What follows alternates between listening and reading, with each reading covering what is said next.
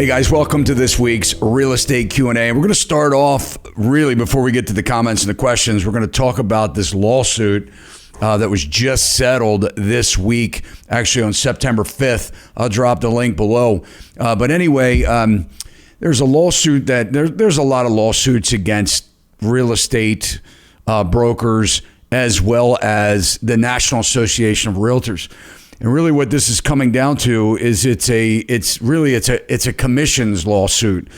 And, you know, there's a lot of people that are saying, and even the DOJ has been involved with NAR, the National Association of Realtors. The allegations are really that there's some type of antitrust in the way that this 100-year-old system, the National Association of Realtors, has kind of formulated on how agents or brokers get paid. A lot of people think that real estate agents make too much money or the brokers make too much money, and really that because of the commissions that it's increased in some way the cost of homes. And hey, look, it's no surprise. I mean, housing is unaffordable in America. So, I mean, of course, they're going to look everywhere they can as to what could be the cause of home prices being high. But anyway, something that really is kind of disturbing to me or very perplexing, because I think that now moving forward, this is kind of paved the path of the destruction of the housing market, different than what we've seen happen from the greed aspect, from the investors' greed, the sellers' greed, if you will. This last several years of buyers buying houses without asking for things like repairs and things like that. And now these buyers are realizing that they bought money pits, and, you know, people are having a hard time with affordability, which is a lot of the comments that we're going to talk about in this video. But I just wanted to point this out because I think that this is really awful, for everyone here, because I think that things are going to change so much, and I don't know if it's really going to be a benefit to the buyer or the seller. You guys have to be the judge yourself, and time will tell. But anyway, the company Anywhere, it's a big broker, one of the largest brokers, if not the biggest in the country, and even, maybe questionable around the globe. But they own the brands Coldwell Banker, Century 21, Corcoran, Sotheby's. They're big. A lot of the big brands that you hear about, they were involved in this lawsuit that was ready to head to trial. In fact, it's scheduled, this particular trial, one of them scheduled for October, I think 19th or something. But anyway, the point of the matter is, this company Anywhere settled the lawsuit with plaintiffs, two plaintiffs or class action lawsuits.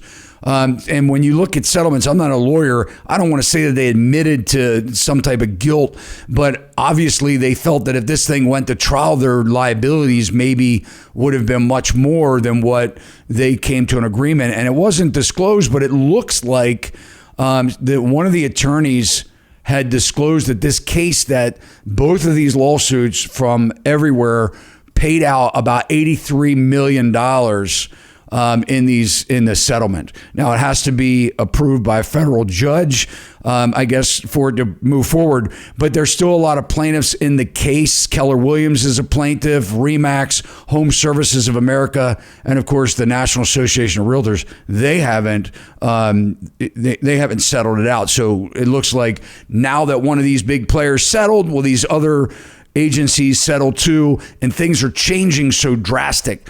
And what it is, guys, is that the cooperation, the way things are done, when our listing broker gets a percentage or a fee for listing a house, the way that it's been done is we offer up out of our fee a percentage or a fee to the buyer's agent.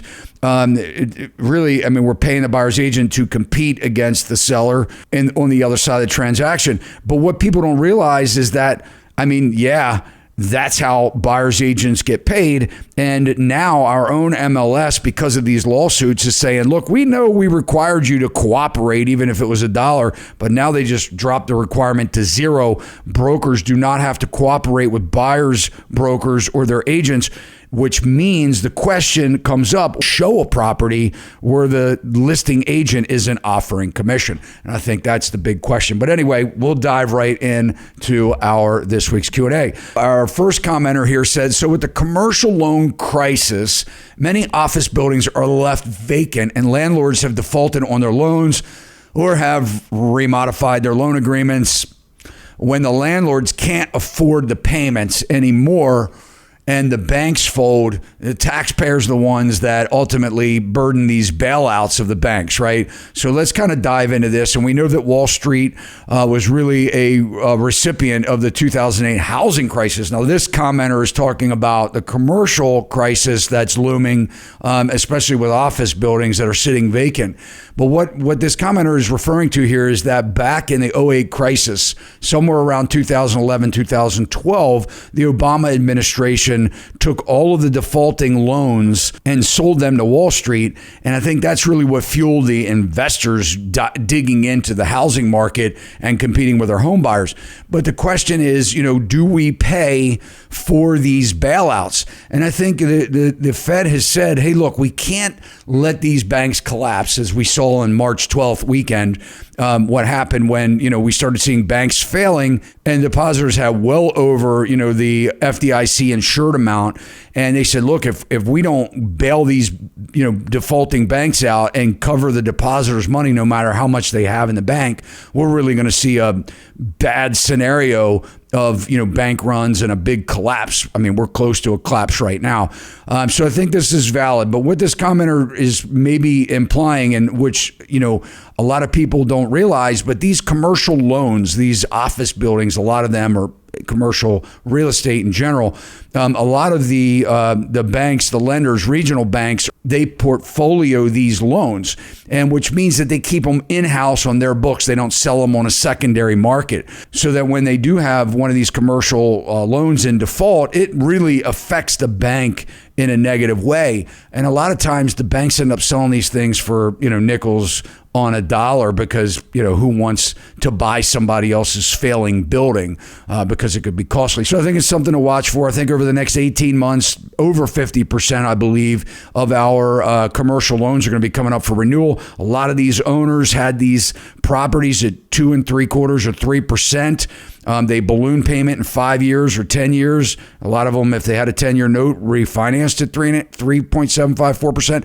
Those notes are going to go to 9, 10, 11% on their principal balance. And the banks, because a lot of these commercial buildings are empty, they're going to want cash down, more cash, maybe even like millions of dollars from these borrowers, and they don't have it, a lot of them. So I think we're going to see a big default in the commercial real estate market.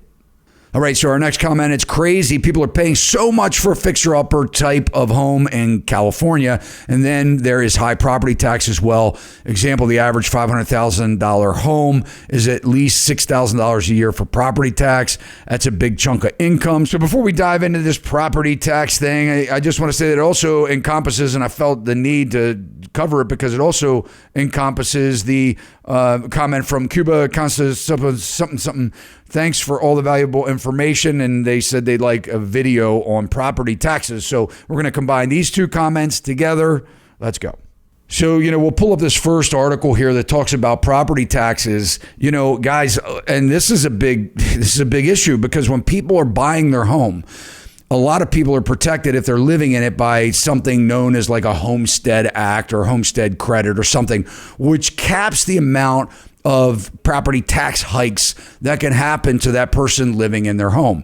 But what people don't realize is when they bought a house that was assessed at, let's say, $350,000, and then that house is now assessed at $550,000 because that's what you just bought it for, the state is going to adjust your property taxes. So your property taxes are going to go up. So your monthly payment's going to go up. This is a problem all across America. Now, you might think to yourself, well, I'll move to a state that doesn't have any property tax. Well, guess what? They don't exist. Every state in America, including the District of Columbia, has property taxes, because that's how they pay for things like the roads, I guess, or whatever the heck they pay for. But let's quickly take a look at, where are the cheapest property taxes in America? Hawaii ranks number one with 0.29%. Again, these are annual fees, guys. So imagine you go out and you buy a shirt, like a cool shirt that I'm wearing right now, that you can buy on SachsRealty.shop. But anyway, let's say you buy this shirt, and in our Maryland, state tax is 6%.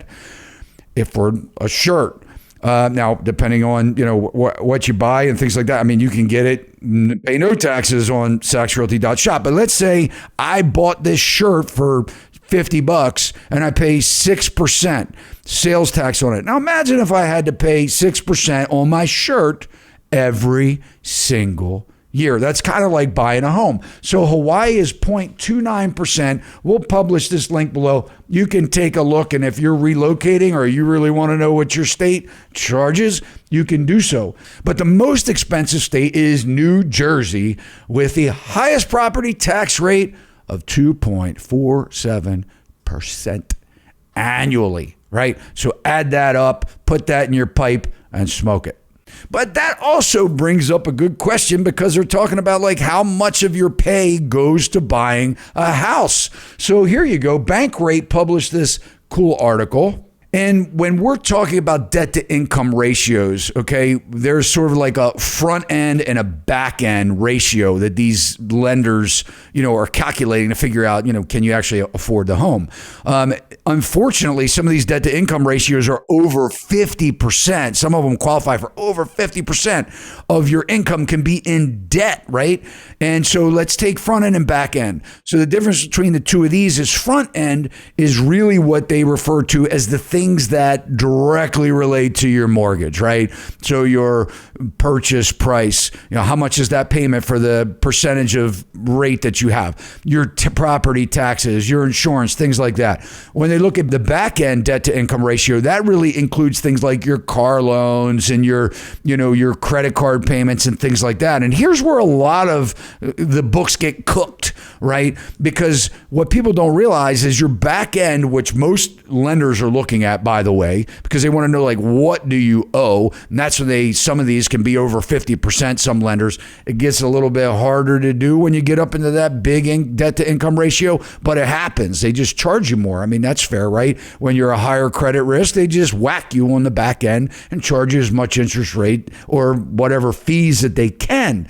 So the problem here is that back end debt to income ratio changes. It really changes when you bought a money pit and you realize that you had to put your new furnace at $25,000 on a high interest rate credit card. They're not planning that when you first buy your house. So the problem is where they cook the books here is they say, look, don't buy anything. You're getting ready to buy a house. We know that these are things in life that you might need, like a car, but don't buy it now because it will take you out over the threshold of debt to income ratio. And I can't then sell you a house, or you can't get financed. So it's really important, guys. You need to be educated on back end. That changes your back end debt to income ratio. You have to look when you're buying a house and say, am I going to be buying a new car because mine's a piece of junk and I need one because I got to keep my job, and now I'm called back to the office and I got to drive an hour and 15 minutes in rush hour traffic to get there. Now, our next commenter, Padmala33. I love it. By the way, guys, man, you guys have the coolest keyboard names. Some of you actually put your real name, like me. And then other people, they just I'd love to know how you come up with your usernames. So maybe when you're commenting, if you're listening to this and you comment, your comment may end up on next week's video. But besides that, I love it. If you have like a Padmala33, how did you create that? Maybe Padmala is your last name, but let me know. But anyway, I'm in Boston Metro, one of the most expensive markets in the country. Most people claim prices will only go up here, but a neighbor had another half of a duplex, and last December they were going to sell it for $1 million. They received an offer for $50,000 more, but she decided not to sell to this couple because they determined they wouldn't be a good fit. And neighbors, and didn't list again until late this summer. You may be getting what you asked for here, because I don't know why you would say that you're not selling because they weren't a good fit. But anyway, it was on the market for weeks. This is now, and now it's going to probably sell for $50,000 under asking price.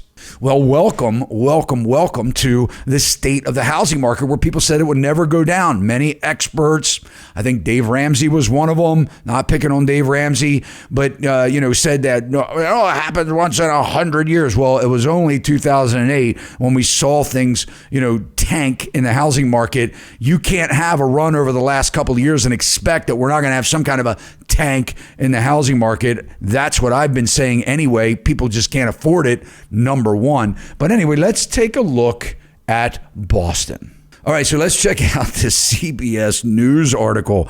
It says Boston data released this week from the Greater Boston Association of Realtors reveals, I don't know if they'll be around anyway by the time all these lawsuits are done, if any of the Association of Realtors will be around, but reveals that in July 2023, the median house in Greater Boston sold for $910,000. Woo! And here somebody says, I'm 27 and no one I know owns a property. Jeez, poor person there. It seems just less and less likely to be a young person living in any type of city these days. For young families attempting to buy their first home, the number is shocking, not surprising. Guys, this is exactly why I'm saying that home prices have to adjust. They have to correct because people can't afford to buy. So you've got investors are getting ready to sell in massive scale because these mom and pop investors, their costs are going up. They realize it's not good to be a landlord nowadays, right? You've got Wall Street companies like wolves. They don't play with their real money anyway. It's other people that are trying to get rich off of the gambling system called the stock market. But basically, this commenter, 100% right. We are going to see, I hate to say it to the sellers, but the ship has sailed for a while. And I think buyers are getting smarter. They're holding on to their contingencies. I'm not saying don't buy a house now, guys. I'm saying that you still can get good deals out there, but it still sucks in some markets where there are multiple offers over list price. But those over list prices are still less than what they would have been listed for, believe me, in 2022 or before, up to, sort of like pre-pandemic even in 2019, where we started seeing things skyrocket. All right, and then next, big companies are laying off workers left and right. Interest rates are high. The house prices skyrocket. Nobody's buying a house. Still, inventory's low. Most people don't want to sell now and get a much higher interest rate on a new house. Duh. The better strategy is to sell it and pocket huge profit, stay renting for a couple of years. I agree. It's a good strategy. And in the meantime, Zillow offers 1% down. Bank of America, 0% down. They're trying to keep the house prices high. Guys, let me tell you something. This is one of the biggest problems in America is that people have no down payment money. When we're looking at people having less than most people than $5,000 in their savings account, that's terrible. But why would you buy a house if you have no down payment money? Now, if you have plenty of cash and you want to buy a house right now, then, hey, save your money and take advantage of one of these, companies that are feasting. What they're really doing is they're feasting on, I think this is almost borderline predatory, right? To say, hey, come to me. Zillow's lost their tail, $800 million of investors' money. They couldn't trust their own Zestimate product that's out there. I believe, I don't know. I think they were part of the housing problem. I'd list a house for $50,000 more than their Zestimate. And then 2 days later, they believed me. Oh, that's $50,000 more. We'll raise the price, inflate the price. And I was just listening to my seller that was saying, oh, I know what you're saying, but let's go higher. And they were right. They got it because of the exuberance in the marketplace. But how could their Zestimate steer themselves wrong to losing $800 million out of their own mouth, right? They're the ones that say it. And their stock prices are at the point, I'm not a stockbroker, where it takes you back like 15, 20 years. I don't know. You can check it out. But sorry, investors, if you invested in Zillow. But here's their chance to survive. They are going to offer a 1%. They're piloting the program in Arizona. And let's just take a look. All right, here we go. According to Inc.com, Zillow is rolling out their 1% down payments for home purchases. It's a stroke of genius.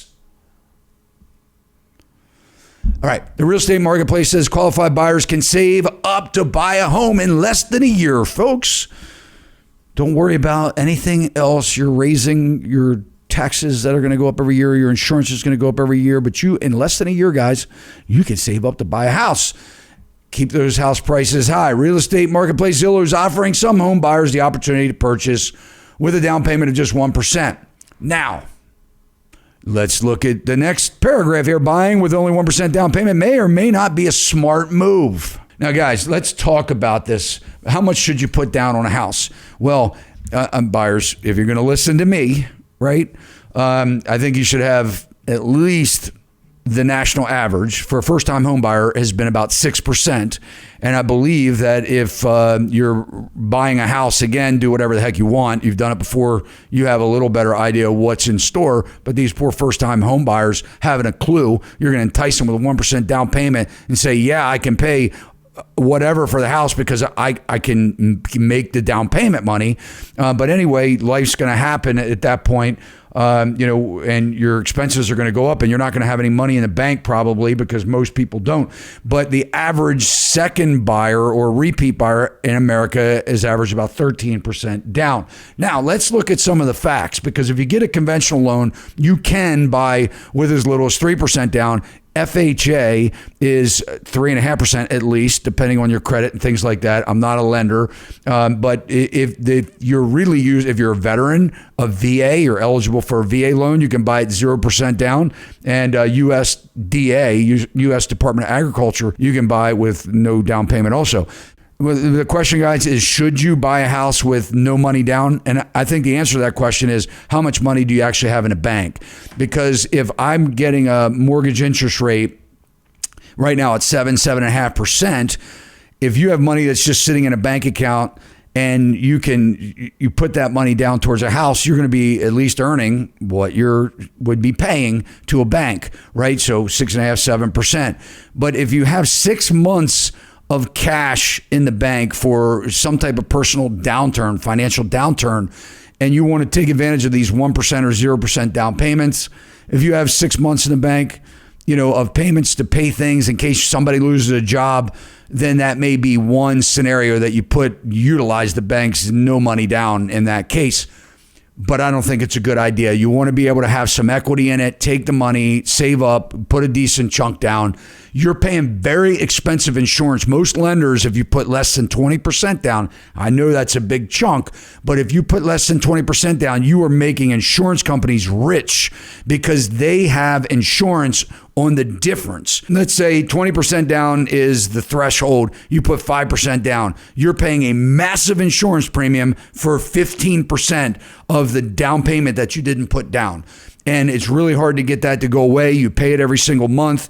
Unless you can get your value down and reappraise and all this other stuff, it's a mess. You're making insurance companies wealthy when you put down less than 20%.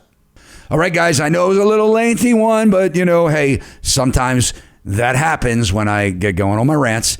And if you like the video, you got a little nugget out of it, just a little bit, guys, you could smash that thumbs up. Come on, man. Will you let me know that you got some good value out of this video? Hit the thumbs up. It'll help the algorithm. Share it. You can share it with your family and friends. We need to get the truth about the real estate market out to as many people as we possibly can, because mainstream media is never going to give it to you straight. And guys, I thank you so much for your time. If you haven't subscribed, you can do so now. Smash that alert bell. You'll know every time I upload content just like this. And if you'd like me to mention your username or your comment or question in the next Real Estate Q&A, you can comment it below. I read them all. Sometimes I don't answer them all. We get a lot, but I do read them all, and it may just be on next week's Q&A. See you soon. Sachs Realty, Maryland broker number 607720, office number 443-318-4514, equal housing opportunity.